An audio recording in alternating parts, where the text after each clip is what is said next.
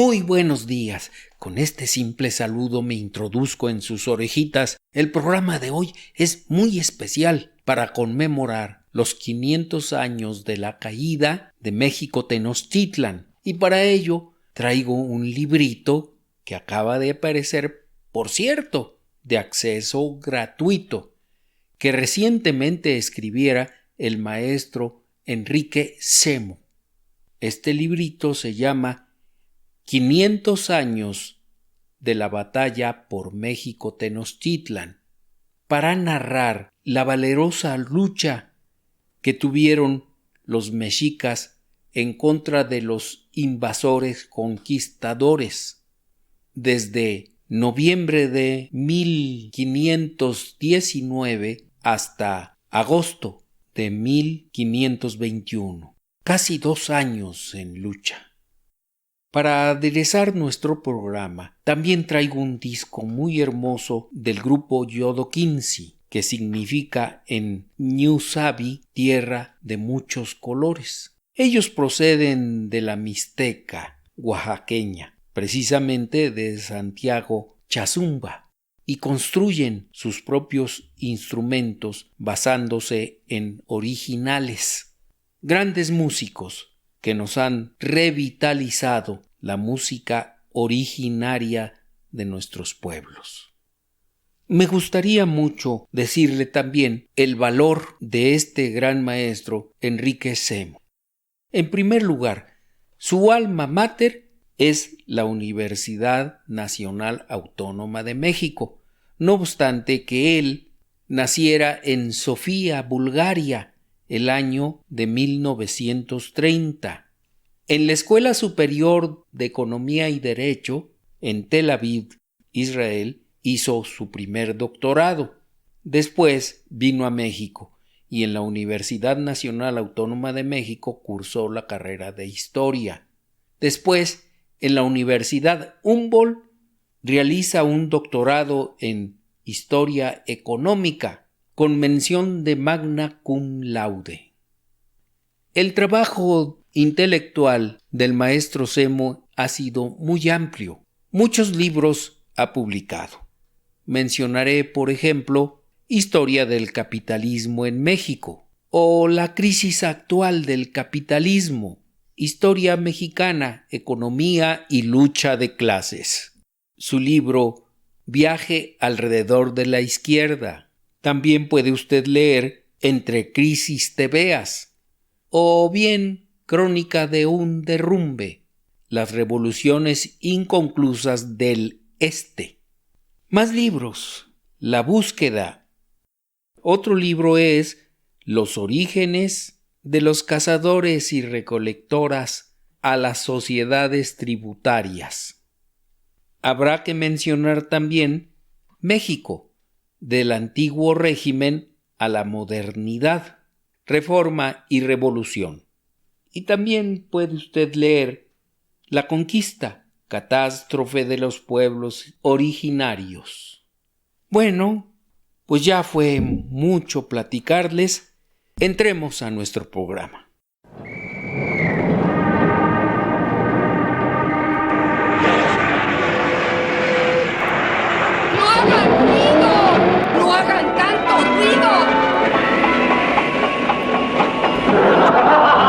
No hagan ruido. Música.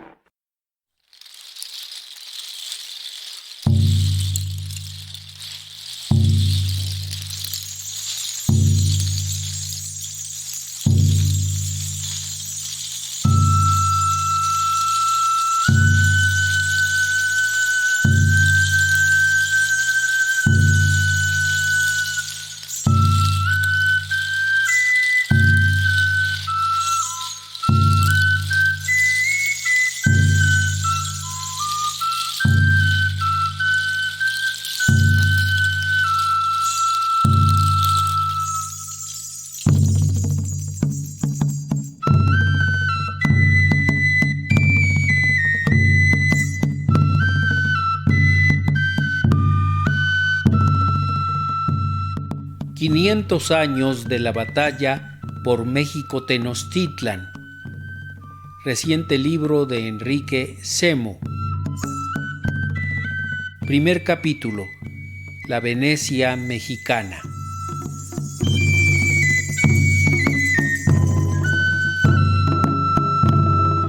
Una maravilla del ingenio humano, una ciudad de 300,000 habitantes, la más grande de su época, anfibia como Venecia. Fue construida inicialmente en una zona pantanosa en dos islas, Tenochtitlan y Tlatelolco. Los esforzados habitantes supieron aprovechar los pantanos para ganar territorio al lago, y los núcleos de población se fueron uniendo mediante la construcción de chinampas, las que no solo servían como áreas de cultivo, sino también como base para la edificación de viviendas. Una de las técnicas de construcción más socorridas por mexicas y tlatelolcas es el uso de plataformas con cimientos de pilotes de madera que unen una apretada base de troncos que a su vez soportan las construcciones. Los centros ceremoniales y las casas de los nobles son de tezontle, piedra fuerte y porosa, de poco peso, fácil de tallar, con enlucido blanco. Las de los comunes eran construcciones modestas de adobe o bien de madera y paja. En los 15.3 kilómetros cuadrados de su superficie, la percepción del espacio difiere profundamente de la que seguían los europeos en sus ciudades feudales. México Tenochtitlan es una combinación de lo urbano y lo campestre, un altépetl que incluye los dos elementos en una abigarrada unidad en la que los jardines y los cultivos se combinan con los barrios apretados y las construcciones monumentales para crear un espectáculo original de una gran belleza.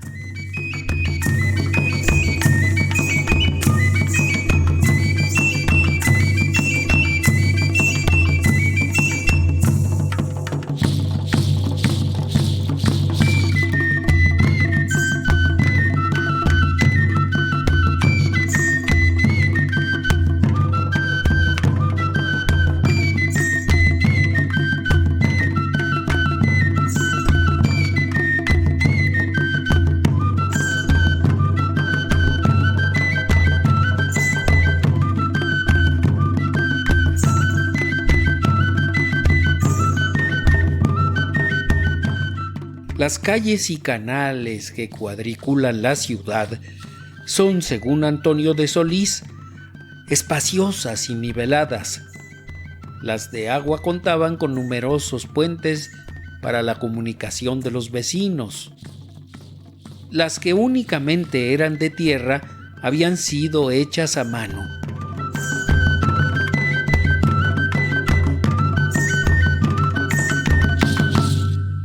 Y finalmente, las calles mixtas de tierra y agua tienen a los lados un espacio por donde las personas podían caminar y en el centro un canal que permitía el paso de canoas de diferentes dimensiones que transportaban pasajeros y mercancías. La conquista del suelo exige mucho trabajo. Había braseros que desecaban la atmósfera y producían ceniza, que a su vez enriquecía el suelo. Se plantaban sauces y se rellenaban los estanques y las partes más pantanosas para evitar que el lago avanzara. El tráfico de canoas que surcaban los canales de Tenochtitlan rodaba las 50,000 embarcaciones, cuyos tamaños iban desde el personal hasta el de las trajineras, que podían transportar varias decenas de personas.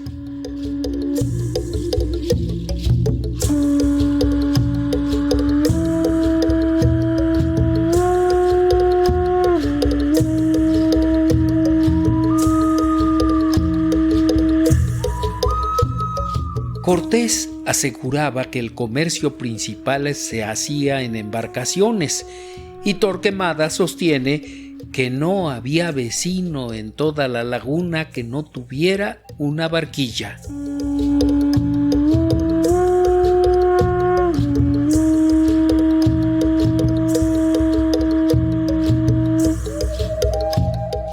Los medios de transporte acuático representaban un ahorro sustancial respecto a los terrestres, que dependían exclusivamente del sistema de miles de tamemes, cargadores profesionales.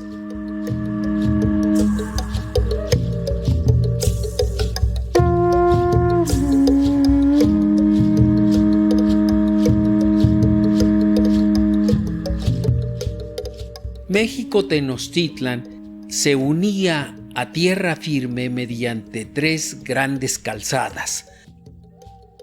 Hacia el sur, la calzada de Iztapalapa, que según los conquistadores medía 2 leguas de largo, unos 10 kilómetros, lo que la convertía en la calzada de mayor longitud, que conectaba con los pueblos de las Chinampas.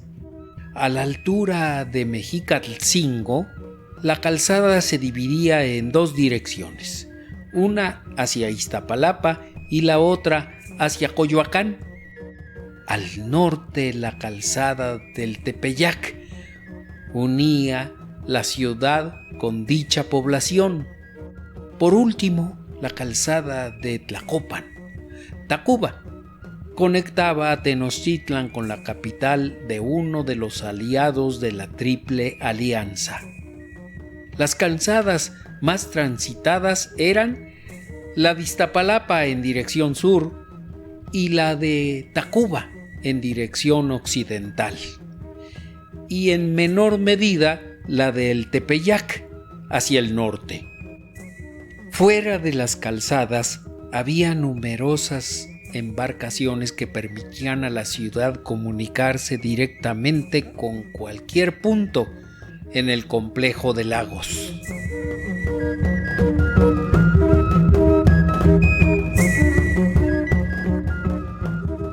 Bernal Díaz describe así la entrada de los españoles por la calzada de Iztapalapa. Íbamos por nuestra calzada delante, la cual es ancha de 8 pasos y va tan derecha a la Ciudad de México que me parece que no se torcía poco ni mucho. Y aunque toda iba llena de aquellas gentes que no cabían, unos que entraban en México y otros salían.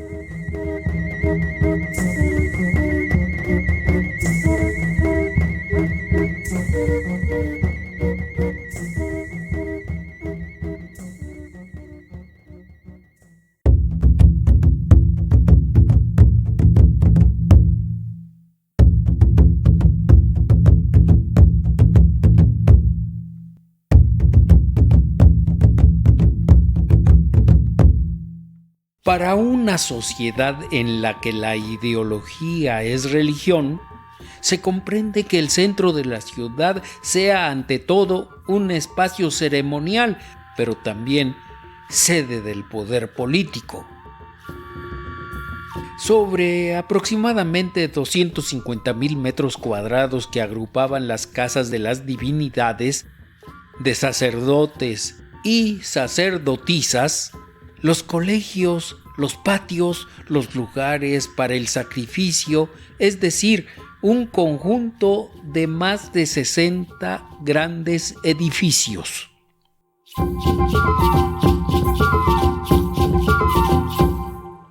Dominando esta zona ceremonial, la pirámide del templo mayor se elevaba hacia el cielo, los santuarios gemelos de Huitzilopochtli, Colibrí zurdo, dios de la guerra, y de Tlaloc, dios de la lluvia y los agricultores, ocupaban la cúspide. 2 tramos de escalera conducían a esos oratorios de donde la vista se extendía sobre la ciudad y los lagos, abarcando el conjunto del valle hasta los volcanes resplandecientes de nieve. El Palacio de Moctezuma II era uno de los edificios más elaborados y grandiosos del Imperio Azteca. Estaba situado sobre el lado sur del Templo Mayor, donde actualmente se erige el Palacio Presidencial de México. Era un gran complejo que albergaba 1000 guardias, sirvientes, cocineros y miembros de la corte del rey. Aproximadamente 600 nobles estaban presentes en todo momento. El palacio estaba rodeado de un gran jardín, otros palacios menores, residencias, arsenales y otras estructuras para las órdenes militares.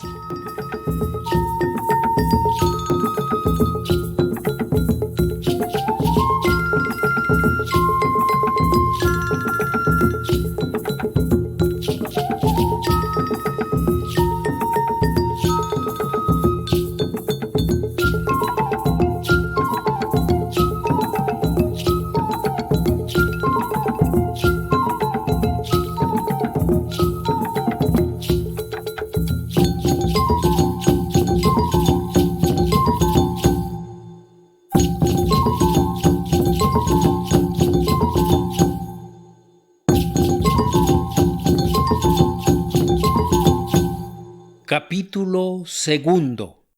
Capital de la Cuenca de México y cabeza del imperio de la Triple Alianza. México Tenochtitlan, la ciudad más grande del mundo a principios del siglo XVI, era el centro político y económico de la zona más densamente poblada de lo que sería después la Nueva España, la Cuenca de México, cuya forma es la de un rectángulo irregular inclinado en sentido noreste-suroeste, con una superficie de casi 10.000 kilómetros cuadrados.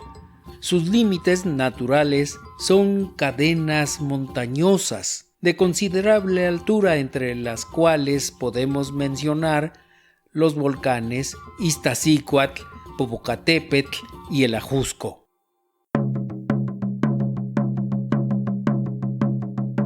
En el centro de la cuenca se encontraba el gran lago o complejo de lagos, que se alimentaban con el flujo de los manantiales y el aporte de los ríos.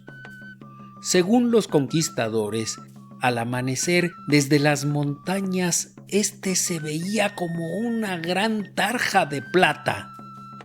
Sobre las islas y en las riberas se apiñaban las ciudades, levantando los techos de sus templos y macizas pirámides y sus vastas cementeras.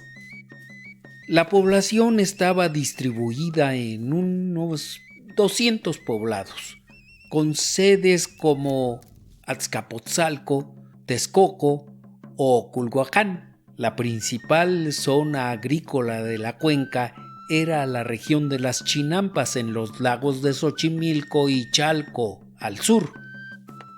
Las sociedades de la cuenca anteriores a la conquista estaban basadas en una compleja tecnología hidráulica que permitía disponer de excedentes agrícolas y que buena parte de la población se dedicaba a actividades no productivas, originándose así una elaboración cultural muy rica y diversa. Los tenochcas construyeron diques y acueductos para moderar el flujo de los lagos y los ríos. El primer acueducto hacia 1430 es el de Tlacopan, al que siguieron los de Chapultepec y Coyoacán. Por ellos se conducía el agua dulce para lavar el suelo salitroso, regar la zona de cultivo, mantener el nivel del agua a manera de impedir la invasión de aguas salobres y satisfacer el consumo doméstico. Las grandes obras, bajo una dirección centralizada, se realizan cuando ya los aztecas se habían convertido en imperio. México Tenochtitlan era, pues, no solo el centro de la cuenca, sino también la cabeza de un vasto imperio. Pero no de un imperio estable con muchos siglos de historia, sino de un dominio naciente, en formación, fundado apenas en el año de 1428, después de la derrota de Azcapotzalco.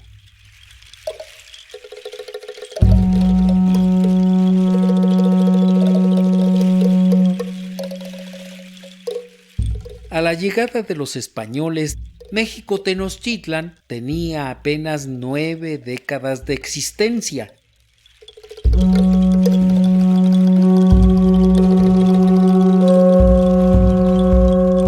En ese tiempo, Tenochtitlan formó la alianza tripartita con Texcoco y Tlacopan e inició inmediatamente su expansión en la Cuenca de México. A la llegada de los españoles, la entidad política más grande e importante de Mesoamérica era el Imperio de la Triple Alianza, donde las 3 ciudades eran gobernadas cada una por un rey, Hueytlatoani.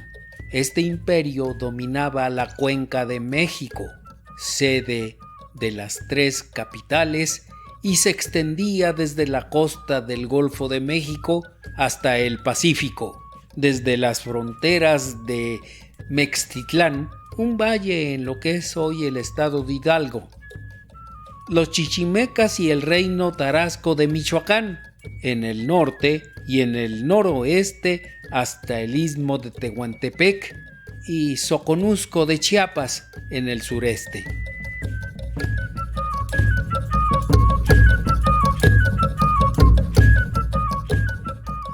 El equilibrio entre los 3 reinos de la alianza fue cambiando durante su historia.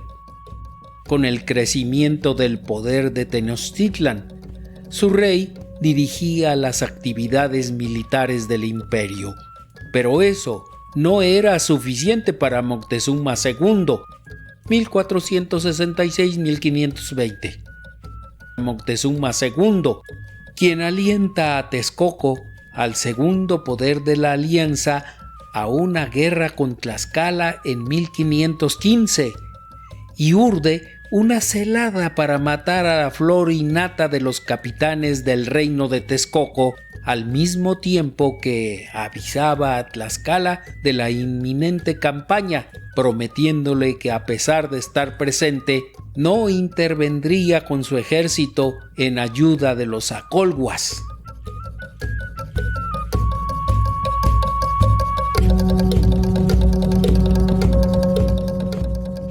Los capitanes texcocanos cayeron en la trampa y todos ellos fueron muertos.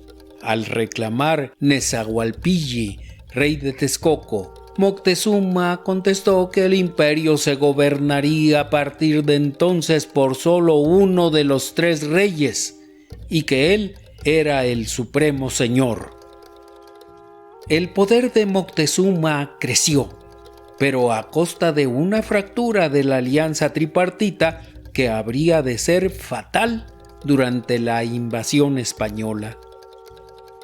A la llegada de los españoles, la Triple Alianza se hallaba sacudida por graves conflictos entre Tenochtitlan y Texcoco.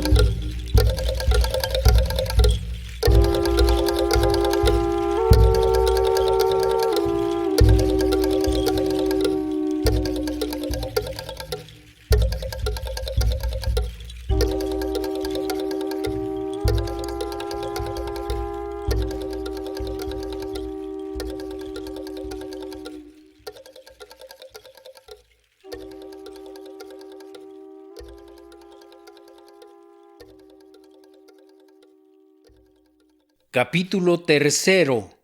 Un protectorado efímero.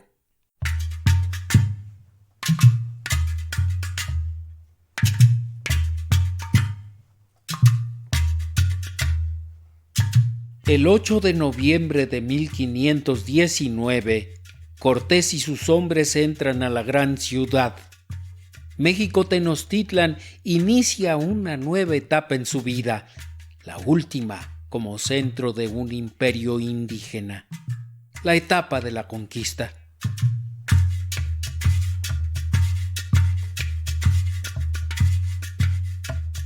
Al acercarse, los españoles quedaron maravillados ante el espectáculo nunca antes visto en Europa, del mismo modo que los indígenas se maravillaron cuando vieron a estos hombres enfundados en hierro, que salían de montañas, que surcaban el mar con armas nunca antes vistas, espadas, ballestas, arcabuces y cañones, montados en caballos y acompañados de feroces mastines.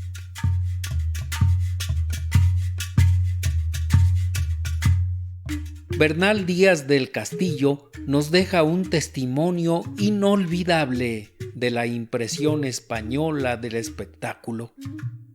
Y desde que vimos tantas ciudades y villas pobladas en el agua y en tierra firme otras grandes poblaciones, y aquella calzada tan derecha y por nivel como iba México, nos quedamos admirados y decíamos que parecían las cosas de encantamiento que cuentan en el libro de Amadís, por las grandes torres y cúes, pirámides y edificios que tenían dentro del agua, y todos de cal y canto. Pero ¿qué entendemos por conquista cuando hablamos del imperio mexica y la hueste española? 1. La conquista es un acto militar y político violento por medio del cual se obtiene el dominio y control sobre uno y varios pueblos que eran soberanos. 2. Es el periodo fundacional de nuevas relaciones económicas propias de una colonia del capitalismo temprano, totalmente diferente a la que existían en la época prehispánica. En ellas, los españoles son los favorecidos y los indígenas los explotados. 3. La condición de creaciones para los procesos de evangelización y adoctrinamiento en el modo de vida cristiano español. La conquista es por lo tanto un proceso histórico accidentado que tiene raíces en el posclásico americano, y la conquista española desemboca en la fundación de una nueva sociedad, la colonial.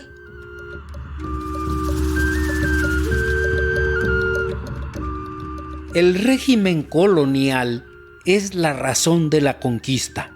La conquista no puede ser entendida fuera de su relación orgánica con la colonia, porque el dominio político no agota las tres metas de los conquistadores: señorear, enriquecerse y, con un etnocentrismo descarnado, imponer su religión y formas de vida a todos los indígenas, oponentes o aliados.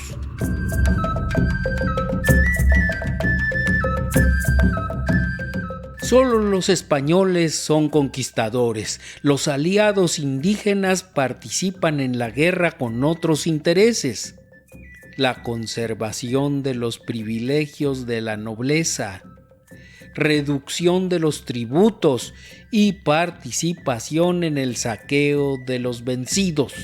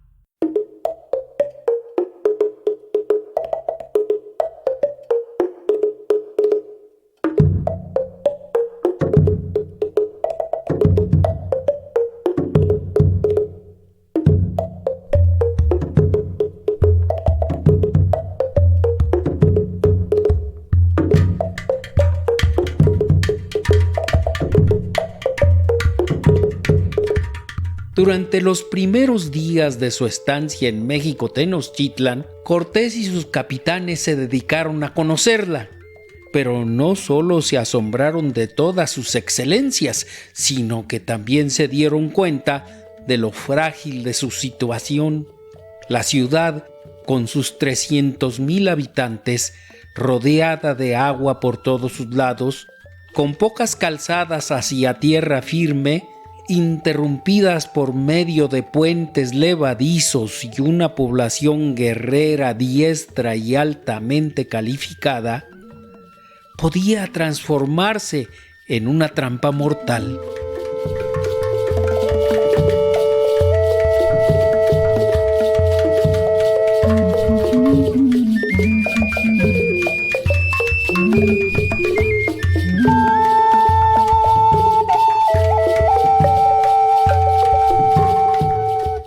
Había pocas opciones, y Cortés se decidió por un acto extremadamente audaz, pero de alto riesgo.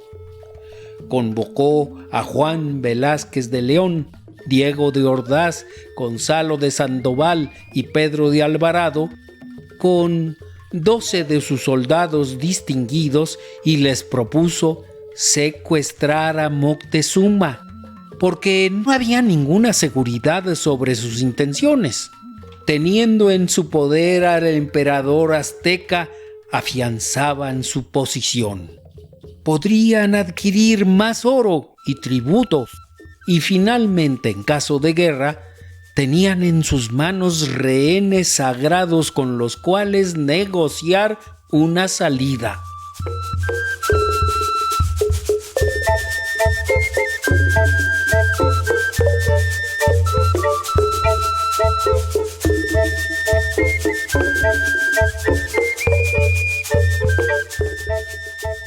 Al día siguiente, el audaz golpe de estado se produjo con celeridad y eficacia pasmosas. El pretexto para la acción fue la muerte de varios españoles de la guarnición de San Juan de Ulúa, a manos de un capitán mexica llamado Cuauhpopoca. Eligióse la hora en que solían hacer su visita los españoles al Hueytlatoani. En el cuartel se alistó a todos los soldados y se ordenó la mayor alerta en silencio. Mientras tanto, unos 20 españoles se introdujeron en el palacio en pequeños grupos con todas sus armas. Salió Moctezuma, según su costumbre, a recibir la visita y mandó retirarse a sus criados. El capitán empezó a plantear su queja, simulando gran enojo. Denunció el atrevimiento de un cuerpo del ejército mexica que acometió a sus compañeros de San Juan de Ulúa, rompiendo la paz en que se estaba viviendo, y reprobó la acción que le parecía indigna de su majestad. Moctezuma palideció e interrumpió a Cortés para negar que él hubiera dado esa orden, y acusó a los tlaxcaltecas, sus enemigos, de semejante calumnia. A continuación llamó a 2 nobles, les dio instrucciones para aprender a Cuauhpopoca, que había dirigido la acción contra Juan de Escalante, jefe de la guarnición de Veracruz, y con eso consideró resuelto el problema. Pero el capitán respondió que él así lo creía, pero que sus soldados y vasallos no lo aceptarían si no se daba una firme demostración de borrarse totalmente la afrenta, y que se veía obligado a suplicarle que, sin hacer ruido y de buena voluntad, se fuese al alojamiento de los españoles para no salir de él hasta que el culpable, Cuauhpopoca, y su gente fueran debidamente castigados. Moctezuma se indignó ante semejantes palabras y respondió con entereza: «No es persona la mía para estar presa, y ya que yo lo quisiese, los míos no lo sufrirían. Siguió una larga discusión de varias horas, al final de las cuales, impaciente, el cabo Velázquez de León se dirigió airadamente a Cortés, gritándole: ¿Qué hace vuestra merced ya con tantas palabras? O le llevamos preso o le daremos de estocadas, porque más vale que aseguremos nuestras vidas a que las perdamos.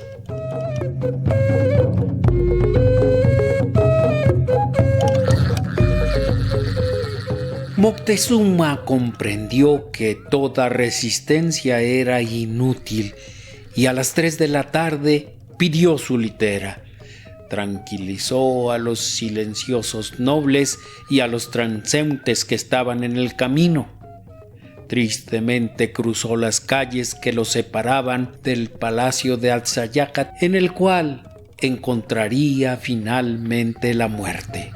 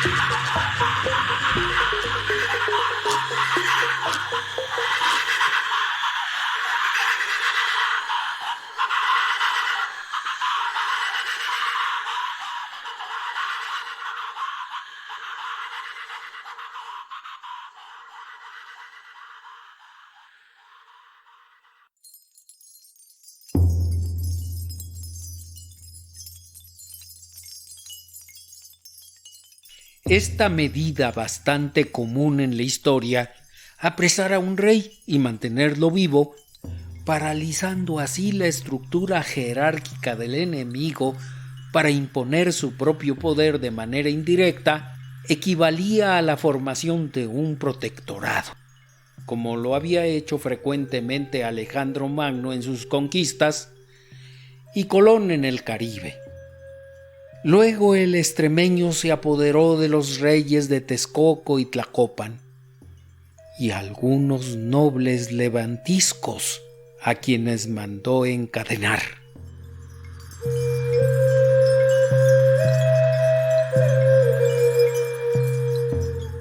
Moctezuma, bajo estrecha vigilancia española, siguió gobernando en materia de asuntos cotidianos, recibiendo vasallos y haciendo reuniones, pero Cortés le imponía todas las cosas de interés para los españoles.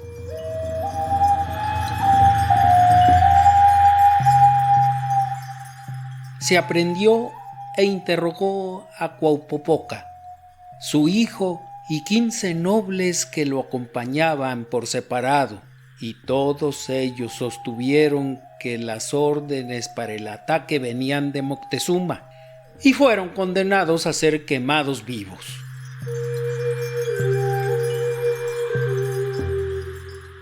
El día de la ejecución delante del Palacio Real, entró Cortés en la cámara de Moctezuma y le dijo: «Por tu participación en la acción de Cuauhpopoca, merecías morir.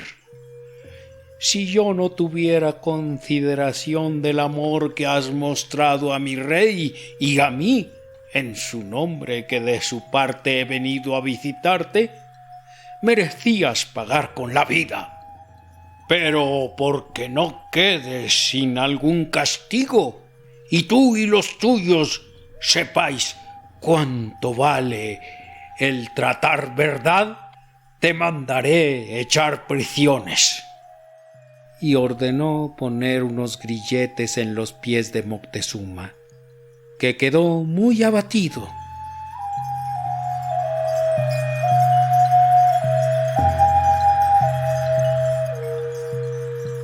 Después de la ejecución de los guerreros mexicas, el capitán volvió y él mismo quitó los grilletes, diciéndole que lo tenía por hermano y rey de tantos pueblos y provincias, y que estaba libre de ir a sus palacios.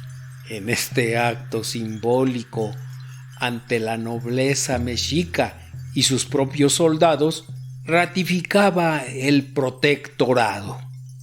Tú, Moctezuma, sigues gobernando, pero no puedes tomar decisiones contrarias a las mías.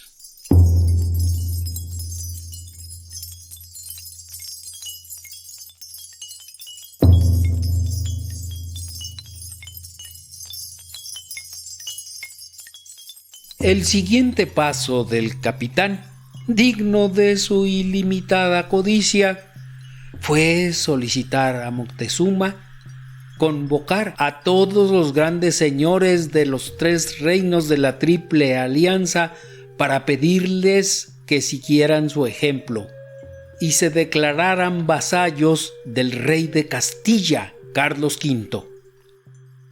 10 días después, los invitados se congregaron en una gran sala del cuartel, sin la presencia de los españoles. Ahí Moctezuma los persuadió cuanto mejor pudo de que debían someterse a los españoles. Al día siguiente, con Cortés presidiendo, acompañado por Moctezuma, Cacama y Tetlepanquetzal, los reyes de la Triple Alianza que ya estaban presos, Moctezuma dijo al final de su discurso: Mucho os ruego que así como hasta aquí a mí me habéis dado, temido y obedecido por Señor vuestro, de aquí adelante tengáis y obedezcáis a este gran rey, por ser él vuestro natural Señor. Y en su lugar tengáis a este su capitán, y todos los tributos y servicios que hasta aquí a mí me hacíades, los haced y dad a él.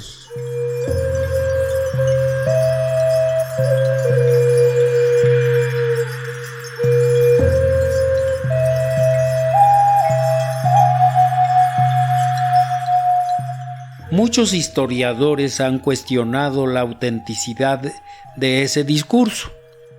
En todo caso, la aceptación de la soberanía de la corona y la cesión de tributos a Cortés fue un hecho. El capitán le dijo a los principales que el rey de Castilla necesitaba oro para hacer ciertas obras y que por lo mismo se nombrase personas que fuesen con sus soldados a ver a todos los señores sometidos para pedirles tributo.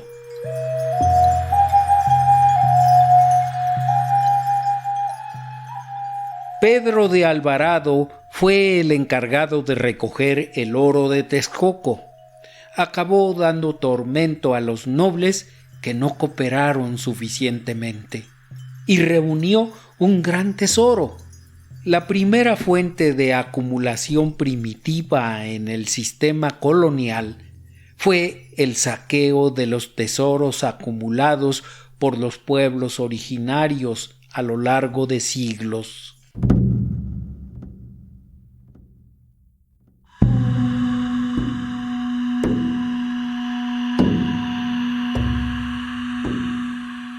Esta maniobra debió indignar a la nobleza mexica, puesto que un elemento fundamental de la magnificencia de México Tenochtitlan y el Imperio Azteca eran precisamente los tributos que recibiría de todas sus dependencias, y probablemente se vio fortalecida de la corriente que exigía la expulsión de los extranjeros entre los pipiltin, nobles por herencia, ocupantes de cargos importantes.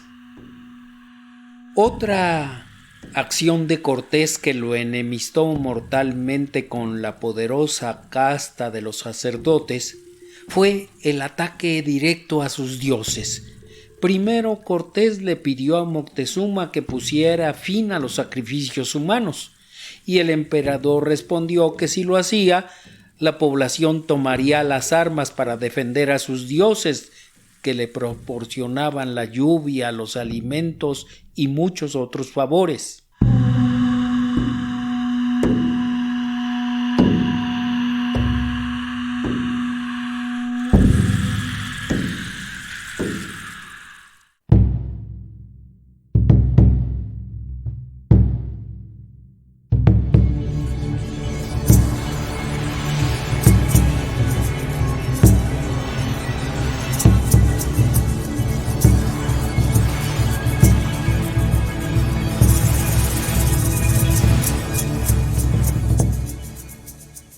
Los primeros días de abril de 1520, Cortés, acompañado de algunos de sus soldados, fue a la sala principal del Templo Mayor, pidió a los sacerdotes que quitaran los ídolos, lavaran las paredes de la sangre que las cubría y pusieran en su lugar la imagen de Dios y su madre, la Virgen María. Los sacerdotes contestaron airados que no solamente esta ciudad, sino todos los pueblos amaban a sus dioses por encima de todo y estaban dispuestos a morir por ellos. Entonces el capitán respondió: «Mucho me holgaré yo de pelear por mi Dios contra vuestros dioses, que son no nada». Tomó con una barra de hierro que estaba ahí y comenzó a dar en los ídolos de pedrería. Los sacerdotes se lo contaron a Moctezuma, y éste le propuso a Cortés que se pusieran las imágenes del culto católico en una sala y en otra a sus dioses. Pero Cortés se opuso. El daño estaba hecho. Los españoles habían destruido a los dioses como si la ciudad hubiera sido vencida. A partir de entonces, la mayoría de los mexicas quisieron exterminar a los intrusos. Sin duda, el capitán había logrado establecer sobre el imperio azteca un protectorado que duró desde el 14 de noviembre de 1519 hasta fines de junio de 1520, es decir, 7 meses y 6 días.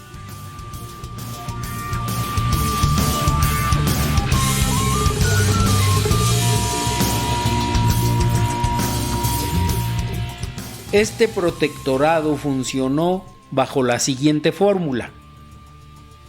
El Hueytlatoani azteca seguía siendo la autoridad total, pero una autoridad sometida a un orden externo, una soberanía limitada y condicionada.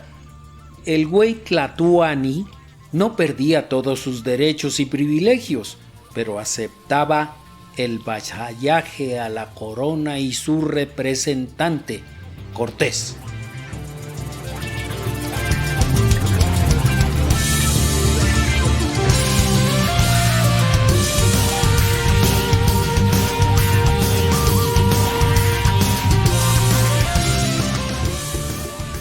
Durante el efímero protectorado, la Triple Alianza entró en crisis y varios Altetemej, pueblos, dentro y fuera del imperio, se adhirieron a los invasores y comenzaron a entretejer lo que más adelante sería la Gran Alianza Anti-Azteca.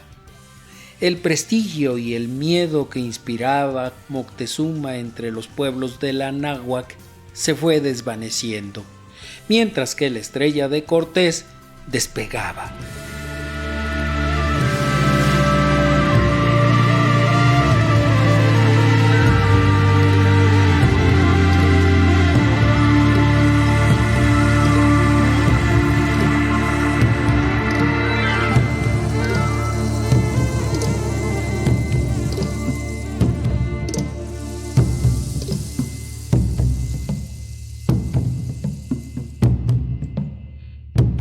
Ashcan.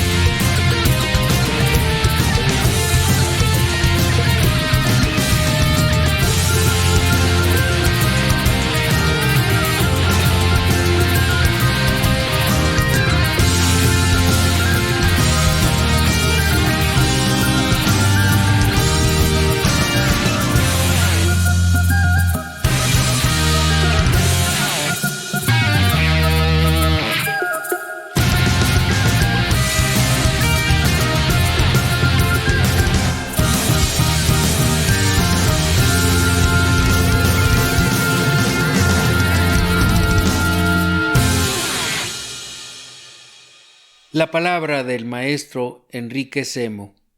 Continuaremos la próxima semana para dar lectura a los 2 capítulos restantes.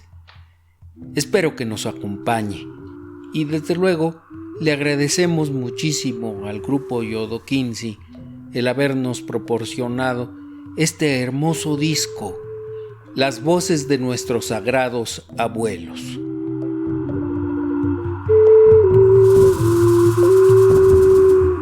Estamos aquí en la tierra de nuestros ancestros para hacer sonar estos antiguos instrumentos, los que algún día sonaron en la nación de la lluvia y que hoy casi nadie recuerda.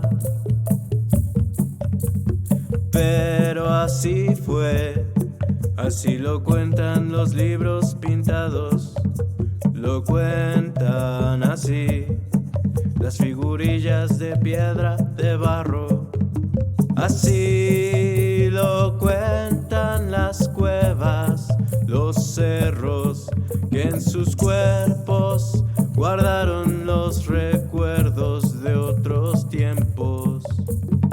Ellos sí recuerdan aquellas voces. Ellos sí recuerdan aquellos rezos. Ya Shinsia Sano. Ya Shinsia Sano.